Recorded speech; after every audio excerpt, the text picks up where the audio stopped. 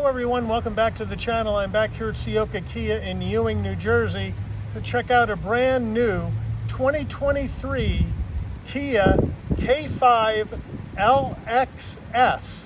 This is the entry-level trim into the K5 model line. So let's dig in and see what it brings to the table. All right off the bat on the front end, I continue to like the chrome LED daytime running lights. I think they look really cool. They give the car a lot of great road presence. Even the LXS trim in the K5, you get LED headlights, LED daytime running lamps. However, there are no fog lamps on this car with functional side air curtains on either side. Okay, wheel and tire setup on the K5 LXS. We have a standard 16-inch wheel. This one happens to be in a dark chrome color, black Kia badge in the middle. This is riding on all-season tires, 205, 65 series sidewall 16s, all four corners on this front-wheel drive car. Full side profile on this K5 looks exactly the same as the others. I think it's a good-looking package for a mid-size front-wheel drive sedan. I like that hard body line that goes across the bottom of both doors. And I like the fact that we're all painted body color around the wheel wells. This is Glacial White Pearl, which is an extra $445 option on the K5 LXS. As we move in closer, we are color matched on the side view mirror. We do not have turn signals here, and we do not have 360-degree cameras. We are color matched on the front and rear door handle, the left side fuel filler cap, up top color matched shark fin antenna, and no sunroof on this particular car. On the back of the K5 LXS, we have that nice Kia badge in the middle of the trunk. We do have standard lighting on the rear tail lights and turn signals. No LED in the back. We are gloss black along the bottom where the license plate is. And then we have two fake exhaust vents on the bottom. The exhaust is actually tucked up underneath the right side on the LXS. Under the hood of this K5, we have a 1.6 liter turbocharged 4-cylinder engine mated to an 8-speed automatic transmission. 180 horsepower, 195 pound-feet of torque, MPGs, 27 in the city, 37 on the highway, 31 combined. The engine's minimum octane rating is 87, so you can run this on regular unleaded gas. All right, we're inside this K5 LXS. And before we get started with the interior, you're going to want to know, Mike, how much does this vehicle cost? Well, the way this LXS trim is optioned out, we're looking at $26,930 MSRP. Let's check out the interior. Starting with the footbox, we have a nice large dead pedal brake and accelerator, all rubber finish. We have the all-season K5 floor mats. There's also carpeted floor mats in the rear seats. We have manual adjustments for the driver and front passenger with black cloth interior. Fairly basic here in this base trim LXS. Again, the door panels, very monochromatic, I would say. We have soft touch material up top, flat black around the brushed aluminum door handle. We have a little bit of a difference here in the middle with the silver trim, flat black along the switchgear, a nice soft armrest. As we move over, we have soft touch material on top, some more of this silver trim and this dark gray trim to break up the black. And then underneath we have a nice large glove box. Okay, looking at the infotainment system, we have the 8-inch Kia infotainment system without navigation. All the navigation would come through your phone. However, this does have wireless Apple CarPlay, wireless Android Auto, backup camera, nice and clear with trajectory, takes up almost the whole screen. Very nice, but a fairly basic 8-inch, but at the end of the day, it gets the job done because you can connect up your phone either via Bluetooth or via Apple CarPlay, Android Auto, and get everything from your phone on the screen. Easy peasy, 1, 2, 3. Dropping down further, we have 2 heat and air vents and your 4-way hazards. We have dual climate control.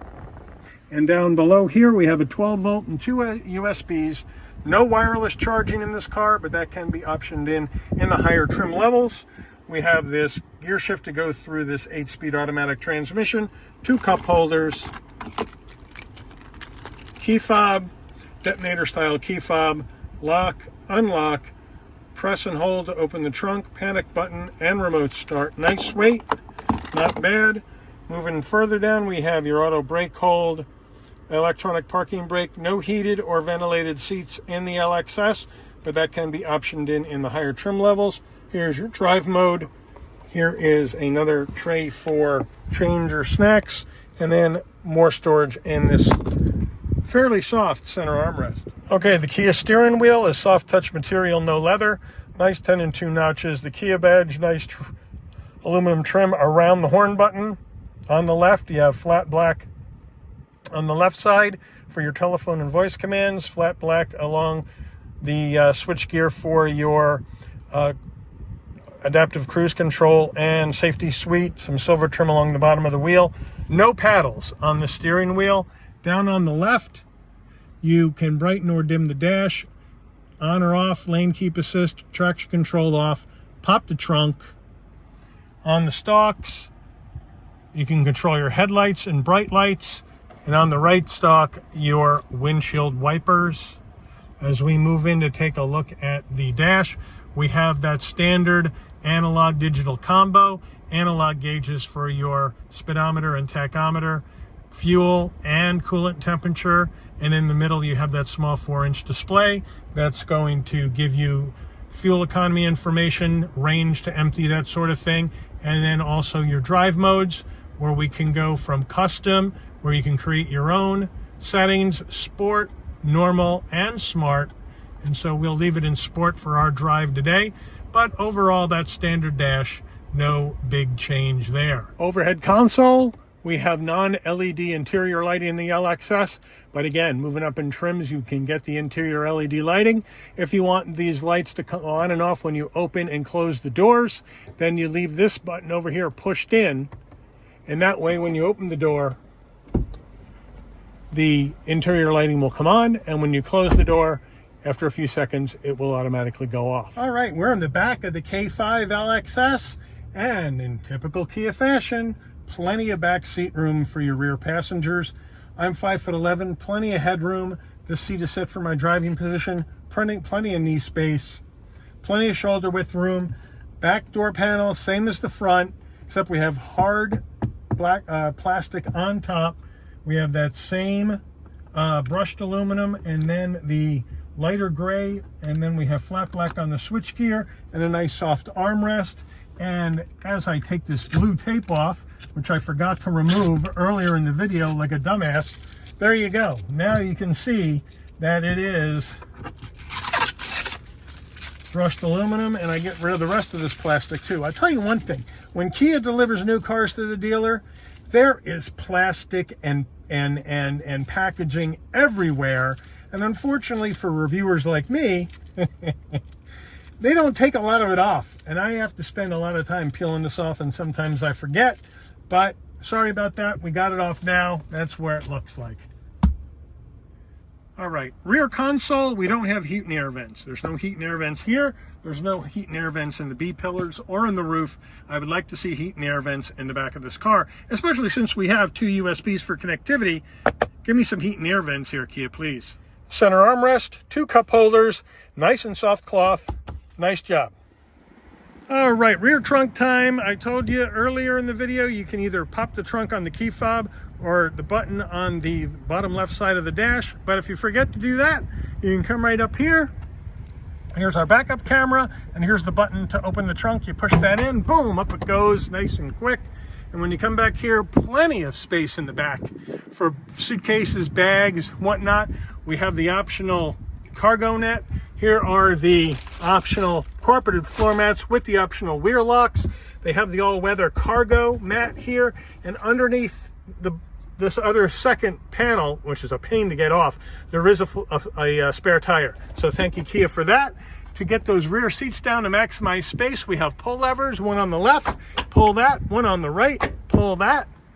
Come around to the left side door, and now we can move these seats down. They come down in a 60-40 split. 60 on the right, 40 on the left. And then we can pull this one down, get both seats down, and now when you look in, you have even more space to get some of those much larger items into the trunk. So again, a lot of great use of interior space in these Kia sedans. Nice job. All right, here is the window sticker of this 2023 K5 LX front wheel drive. Feel free to pause the video, take a closer look at everything that is inside this car. And now let's take her out for a drive.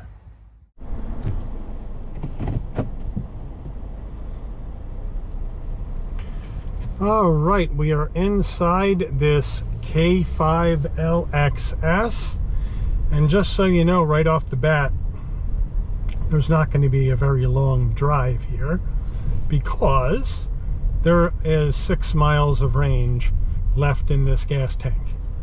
So I can't go too far, but I don't think we're going to need to go on a big drive in this one, because I think it drives a lot like the others. We have a nice responsive engine. That 1.6 liter turbo 4 is a great engine. Makes 180 on the horsepower, 195 pound-feet of torque. Moves this car no problem from a dead stop up to speed like you would want it to. There is no issues with visibility in this car at all. Plenty of visibility out of the front, rear, and side windows. Easy to get to all of the switches and knobs in the interior to make adjustments if you need to the infotainment system or to the drive modes. Very easy, very intuitive. Again, this is not the sport tuned one like the GT line. This is your entry-level model, and you know, it's nice. It's really nice. You get a lot of room, a lot of space, you know, 26.9 with a few options. Isn't bad as far as the price goes for the entry-level car. You get the LED front lighting, which is nice. You get that amber front lighting, which I like quite a bit, even on the base trim, LED, which is nice. You get all the safety suite, right? Your lane keep assist, blind spot monitoring, cross traffic alert, all of that stuff you get even in the base model, which I think is great for safety. And I think that's important. Responsive steering. Point this thing where you want it to go and it goes, no problem. You get a comfortable ride from those big fat sidewall tires. Soaks up the bumps, no problem. Piece of cake. Riding slow. Very, very nice. And overall, you know, the K5 is just a good car. It's got good bones to it. And I think that's what makes it such a big hit with the with buyers, is that, you know, you can get that great warranty, 5-year, 60,000 bumper to bumper, 10-year, 100,000 powertrain from Kia, and you know, that gives you peace of mind. You get great gas mileage in this car, and you get it out on the highway, you're going to get high 30s, so you're going to get great range. And also regular unleaded, it's going to be less expensive to fill up, which is important. So I think from economics and from your,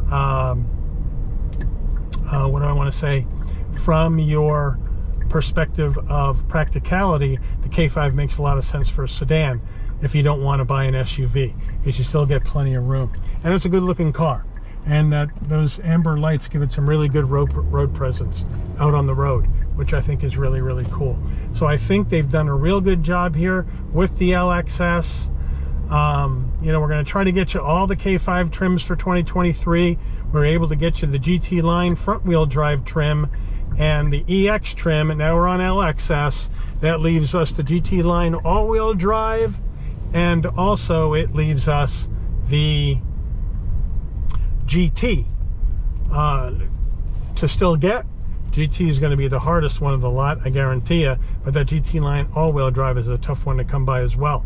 But I wanted to give you a look at the entry-level model, because if you don't want to spend $30,000+ for a K5, you don't have to, and you can still get that good DNA and good bones of the K5 in the LXS, even though it doesn't have as many features, minus the wireless charging, minus heated and ventilated seats, minus heated steering wheel. You can still get those if you go up in trims. So there's plenty of different ways you can configure a K5. There's plenty of different ways you can get them as far as options. And I think that makes for a really, really good option for someone looking for a mid-size sedan that's got good economy, good practicality, but also a price tag under $27,000 MSRP. So I think it makes a lot of good sense that way. But we're back already because I did not want to run out of gas out on the road in this car. But I want to thank Ciocca Kia in Ewing for allowing the channel access to this brand new 2023 K5 LXS. I want to thank all of you for watching this review today. Please give it a like if you've enjoyed the video. Please also consider subscribing and turn on that notification bell so you'll never miss another Shabby's Rides video. And I'll see all of you on the rebound. Take care, everyone.